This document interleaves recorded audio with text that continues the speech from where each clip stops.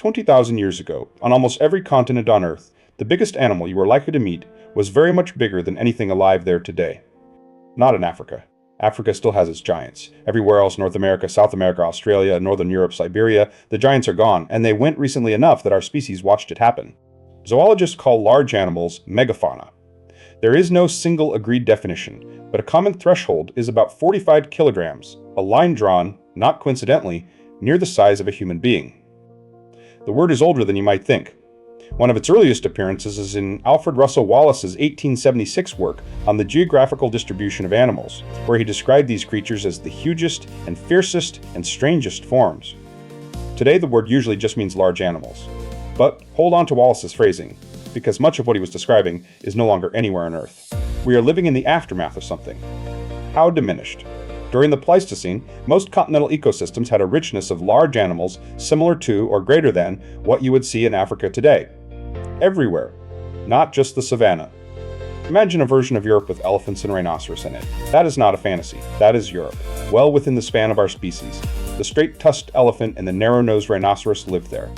Imagine North America with camels and horses native to it, with lions, with a bear the size of a small car. Imagine South America with ground sloths as heavy as elephants. The largest ground sloths, Megatherium, Lestodon, Aramotherium, reach something like 3,700 to 4,100 kilograms, roughly the size of a modern elephant. They were sloths. Australia had marsupials larger than anything on the continent now, and it lost the highest proportion of them all. Every single land mammal over 1,000 kilograms in Australia and the Americas went extinct. Everyone. Globally, about 80% of mammals weighing over 1,000 kilograms disappeared. This was not a general thinning of life. It was a specific, targeted removal of the big. Net size bias is what makes this extinction so strange. Small animals were largely unaffected. Mice were fine. Sparrows were fine. In the geological record, a size-biased extinction like this is, in the plain words of the literature, unprecedented. There was also almost no replacement. Normally, when a large animal goes extinct, something else grows into the vacancy over a few million years. Here, the vacancies were widely left open and the ecosystems shifted permanently. That matters more than it sounds because big animals do things. They suppress the growth of woody vegetation, which reduces how often landscapes burn. They regulate and stabilize the abundance of smaller animals. Remove them and the landscape itself changes.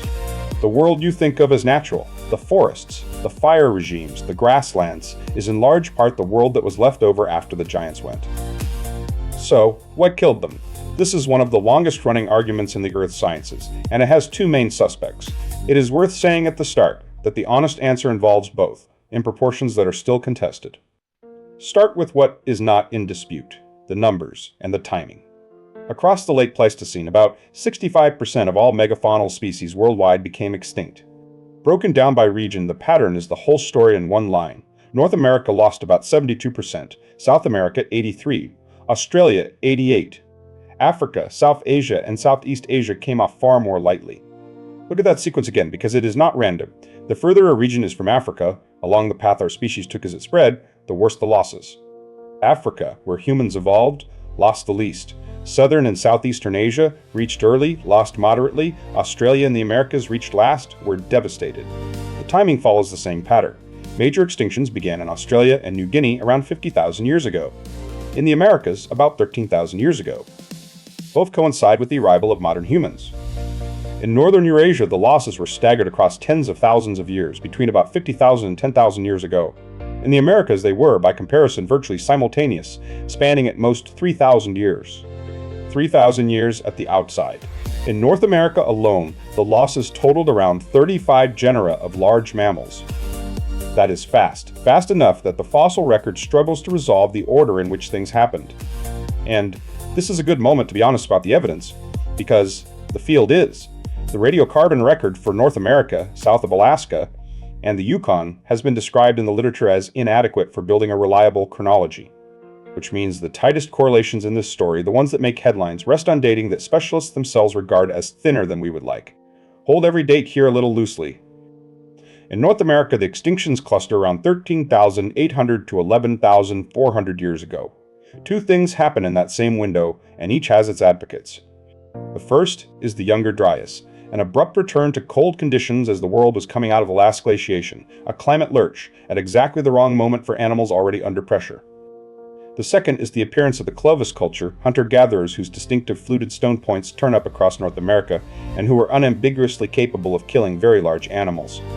To understand why climate alone is a difficult explanation, you need to know one thing about the ice ages. There were many of them. Glacial cycles came and went repeatedly through the Pleistocene. The Last Glacial Maximum, between about 26,000 and 20,000 years ago, was severe. Average global temperature around 21,000 years ago was about 6 degrees Celsius colder than today. Permanent summer ice covered around 8% of Earth's surface and a quarter of the land area. Sea level stood about 125 meters lower than it does now. Whole continental shelves were dry ground. Almost everywhere was drier as well as colder.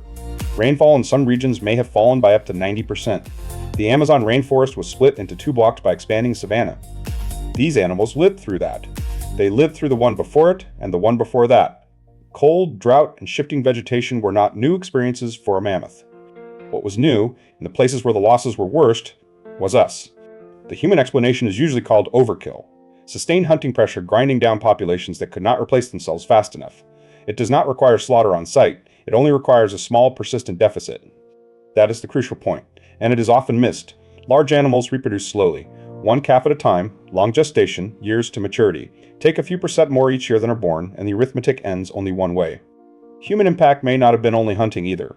Environmental alteration, burning, clearing, changing how a landscape works, could push populations just as effectively without a single spear being thrown. Against this stands the climate case, and it is not a weak one. Northern Eurasia's losses were staggered over 40,000 years and tracked vegetation change closely. Temperate adapted species died out earlier. Cold adapted species, like the woolly mammoth and woolly rhinoceros, lasted longer. In Africa, the extinctions that did occur were probably driven mostly by changes to grassland habitat. In Southeast Asia and southern China, a shift from open country to closed forest has been proposed as the cause. So, climate demonstrably kills megafauna in some places. The question was never whether climate can do this. It is whether climate alone explains what happened in Australia and the Americas. There are honest problems with the overkill case too, and they deserve stating. The timing of the Australian extinctions is genuinely ambiguous. The dating is not clean enough to nail the sequence down. And no single factor explains the whole variety of extinctions. Different species responded differently. The real answer very likely involves climate change, competition between species, unstable population dynamics, and human hunting interacting. But there is one line of evidence that is very hard to explain any other way. And it is my favorite thing in this entire story. It is the islands. Here is the logic. If climate killed these animals, then remote islands with the same climate should lose them at the same time. If humans killed them, islands should keep their giants until people arrive. Wrangel Island sits in the Arctic Ocean between the Chukchi and East Siberian Seas, about 140 kilometers off the Siberian mainland. It is roughly the size of Crete, and it is extremely remote. On mainland Siberia, the last woolly mammoths persisted until around 10,000 years ago. On Wrangel Island, radiocarbon dating suggests they were still there around 4,000 years ago. 4,000 years ago. There were mammoths alive on Wrangel Island while the pyramids at Giza stood. That is not a poetic flourish, it is a straightforward consequence of the dates. Nor is Wrangel alone. Mammoths survived on St. Paul Island until about 5,600 years ago. Ground sloths hung on in the Antilles long after their mainland relatives were gone. The Caribbean ground sloths survived 5,000 to 6,000 years longer than those on the American mainland, and their disappearance correlates with the later human colonization of those islands. Steller's sea cow did the same thing at the other end of the world, persisting for thousands of years off the isolated and uninhabited Commander Islands after vanishing from the continental shores of the North Pacific. Every one of those refuges has the same property. It is a place people had not reached yet, and in each case the giants disappeared not when the climate changed, but when the boats arrived. That is why the argument has moved. Recent genetic analyses of surviving megafaunal populations produced a conclusion stated about as plainly as science ever states anything, that the inability of climate to predict the observed decline, especially over the past 75,000 years, implies human impact became the main driver around that date. It is worth being careful about what that says. Not that climate did nothing. That climate on its own cannot account for the pattern, and that from some point in the last 75,000 years, we became the dominant force. Some sources note that most scholars now support at least a contributory role for humans. That is a far cry from the confident single-cause answers you will hear in either direction. To make this concrete, take one animal. The woolly mammoth is the best studied prehistoric animal there is because Siberia and North America keep handing us frozen carcasses. Not just skeletons and teeth, whole animals, with fur, stomach contents and dung, plus depictions drawn from life by people who watched them walk past. Very few extinct species can offer that. It began to diverge from the steppe mammoth about 800,000 years ago in Siberia. Its closest living relative is the Asian elephant, not the African. Males stood between about 2.7 and 3.5 meters at the shoulder and weighed roughly 4 to 8 tons. Females were smaller. A newborn calf weighed about 90 kilograms. Everything about it was engineered for cold, an outer coat of long guard hairs over a shorter undercoat and short ears and tail to limit frostbite and heat loss. It had long curved tusks and 4 molars at a time, replaced 6 times over a lifetime. It ate mainly grasses and forbs. Individuals could probably reach 60 years old. It lived on the Mammoth steppe, a cold, dry, productive grassland that stretched across northern Eurasia and into North America, and which no longer exists anywhere on Earth. And it lived with us. Humans hunted mammoths for food and used their bones and tusks to make art, tools, and houses, not metaphorically. Dwellings built from the bones of mammoths. Long before anyone understood what a mammoth was, people found the bones and tried to explain them. Native Siberians and Native Americans had their own interpretations. In Europe, the remains were often taken for the bones of legendary creatures. The first remains, studied scientifically, were examined by the British physician Pons Sloane in 1728, fossilized teeth and tusks from Siberia. Sloane recognized correctly that they belonged to elephants. Then he had to explain elephants in the Arctic. His answer was the Great Flood, the animals buried by it, and Siberia formerly tropical. Others suggested the flood had simply carried them north. It took until 1796 for George Cuvier to give the modern answer. These were not misplaced elephants at all, but an entirely different species, one that no longer existed anywhere. That idea, that a species can simply stop, was not widely accepted at the time. Extinction had to be invented as a concept before this story could even be told. In 1799, Johann Friedrich Blumenbach gave the animal its scientific name, meaning, roughly, the firstborn elephant. And the everyday word we use came from somewhere much older and less certain. The origin of mammoth is unclear. It may come from an old Vogel word meaning earthhorn, a beautifully accurate description of a tusk emerging from frozen ground. It may come from Estonian words meaning earth and mole. The word entered European use in the early 17th century, applied to tusks discovered in Siberia.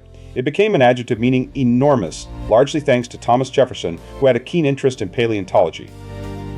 The first recorded use of the word as an adjective describes a wheel of cheese presented to Jefferson in 1802, which is how an Ice Age elephant became a synonym for anything unreasonably large. The mammoth genome was completed in 2015, which set off a public conversation about bringing the species back. Several methods have been proposed. None of them, at present, is feasible. Which brings us to what their absence actually did. This is the part of the story that is still going on, in the landscape outside your window. Megafauna suppress woody vegetation. They eat saplings, break branches, trample scrub, and keep grassland open. Where they are removed, woody plants advance, and with them, more fuel to burn. They also regulate and stabilize the abundance of smaller animals. Take out the top, and the bottom reorganizes itself in ways that are hard to predict and impossible to undo. The Mammoth steppe is the clearest case. It was a productive grassland maintained in part by the enormous animals grazing and trampling it. When they went, much of it turned to mossy tundra and bog.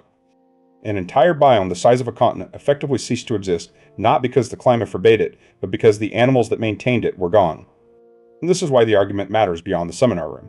If large animals maintain their own habitat, then losing them is not a subtraction. It is a transformation.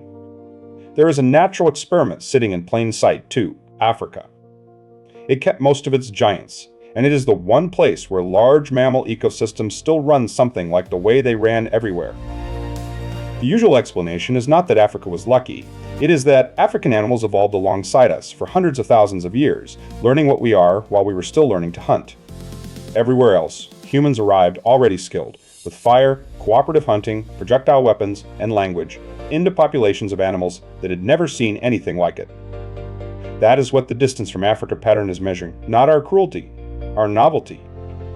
It is important not to overstate this. The extinctions were staggered, regional, and messy.